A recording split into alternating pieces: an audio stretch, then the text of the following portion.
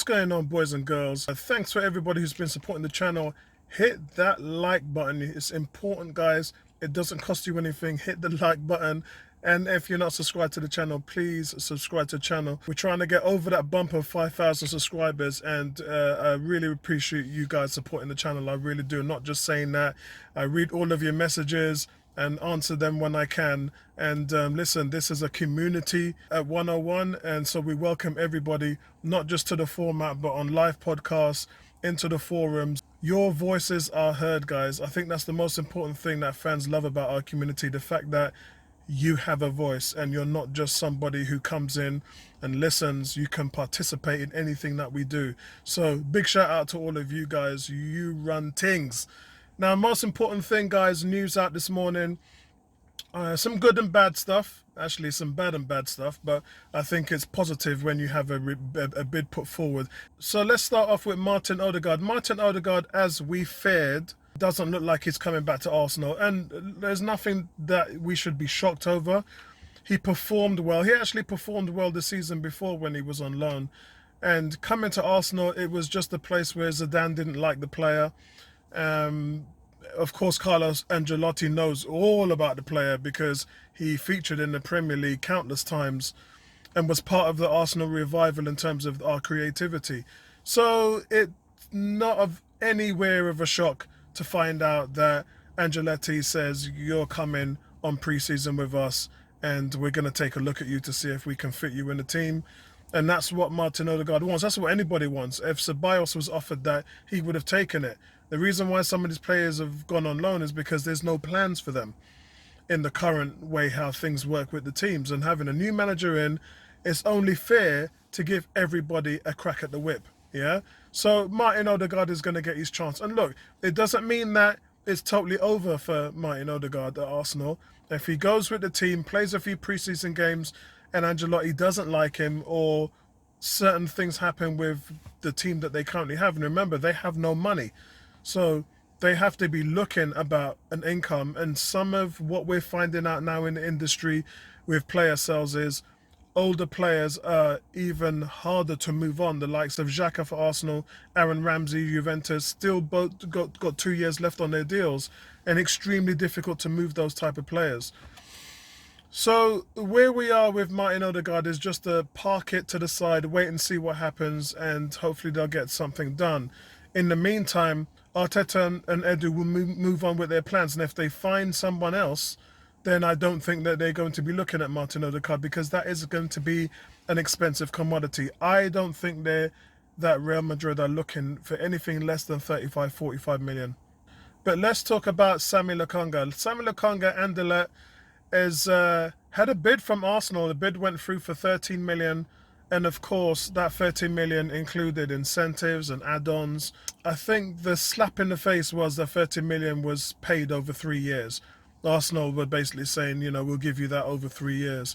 And Anderlecht didn't like that. They didn't like the incentives and the add-ons. They're looking for 17 million and they want all the money up front, and it's job done. I did say yesterday when I discussed the transfer market that, look, let them go through the Euros, let them play, let them surprise, let them become more of a commodity, and then those players would increase in value. Yeah, that's great for our players, but if we're buying players, I think it was Sentiment that pointed it out in the chat. If we're looking for a player and we can get him for 17 million now, and then he blows up in the Euros, his price is going to double. So I think, I get Arsenal are lowballing. Every team's lowballing, let's face it. Yeah, this is just how COVID is right now. Everyone's lowballing.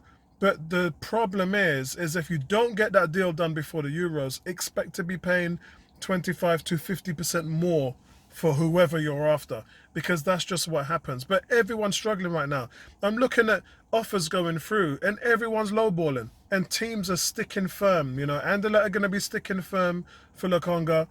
Arsenal's going to be sticking their heels in with Guendouzi. That's the reason why Guendouzi is going to be having an extension on his contract. Xhaka, they know what they want for Xhaka. Joe Willock, it doesn't look like Joe Willock's going to be staying at Arsenal. That's just my opinion, because when I look at what the team are looking for, Arteta is going for Lokonga and Neves and a Thomas Partey type midfield. And that's great because all those guys are great passers. They keep the ball well.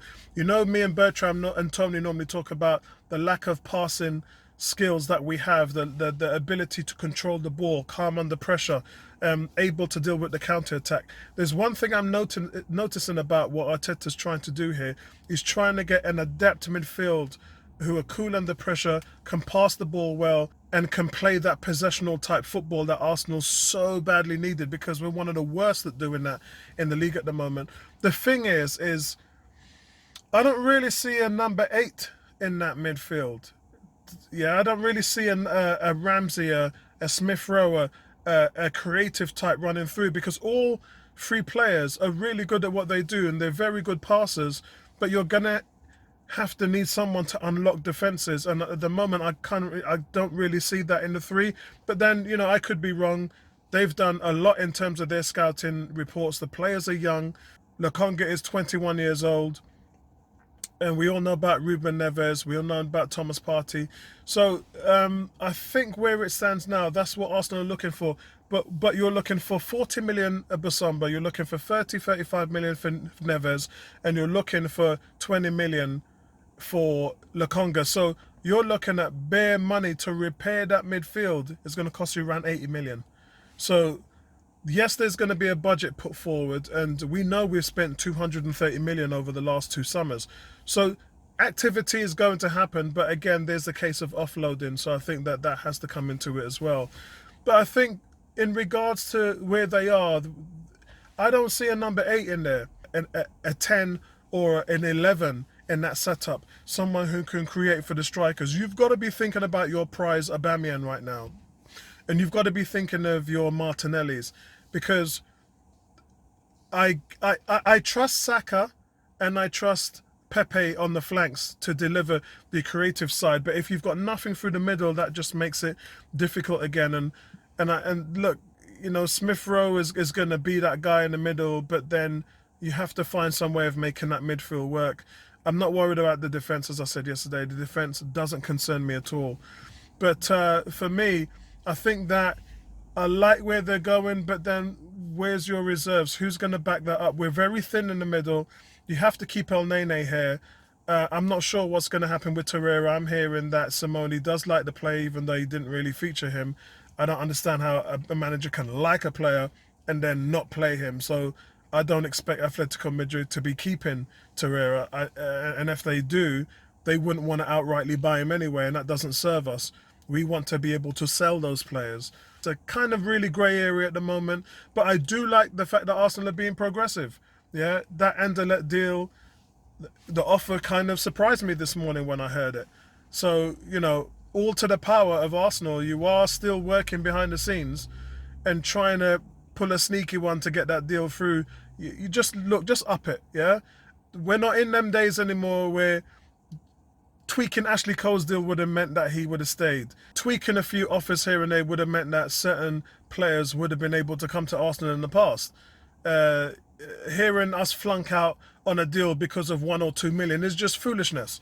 Because you wouldn't expect any team. There's no team. Liverpool, Man United, Chelsea, Man City, none of those teams would bum on a price. And remember, guys, it's the door knocking situation, isn't it? If you like a house and you knock a man's door, the first thing you would say to him is, how much do you want for your house? You wouldn't say, bro, you know what? Even though your house is worth $1.5 million, I offer you $1 million for it. You think a man who's living in his own house, own his own property, is going to take a lowball offer from a man who's knocked his front door? Yeah? So the door knocking effect is something Arsenal have never been really good at. We've never been known as that team that has gone out and really grabbed the play. Yeah, we've done it a couple of times with Ozil and Sanchez. I get that.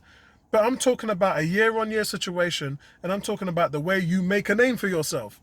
That's the reason why, you know, I won't say Arsenal lack ambition, because they're going out there, they're spending money, and they're paying the wages as well. So it's difficult for me to say they completely lack ambition, but I get where people are going with it, because you see low-balling offers like this.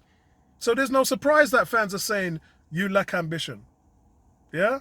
And saying lacking ambition is a kind of deep word, because Arsenal are trying to get back into the top flight football. But you're going to have to do a little bit more than what you're doing now in order to make that happen. So we just want to see it, yeah? The fans want to see it. Guys, come on. These guys paid 72 million for Pepe, so they're no slouches. They can get shit done. But it's just the manner of your approach with teams like this. I mean, for now, as I said, how I understand it is Anderlecht are not happy. It's like you slap a man in the face. What are you slapping a man in the face for when you're trying to do business with them? If you're trying to do business with somebody, the best way to approach that is in a professional manner. And if it states that they don't want incentives driven and they don't want the deal paid over multiple years, like Thomas Partey was a deal that had to be paid up all at once. How are you going to offer 13 million over 3 years with incentives? And then you wonder why teams like Aston Villa and that come in for Buendia. It just, so when you hear people say we lack ambition, even though it may not be true, but it's just the style of how we do business, which is really off-putting. And that fans can't get behind. Fans can't, because the seriousness of your deals is in question.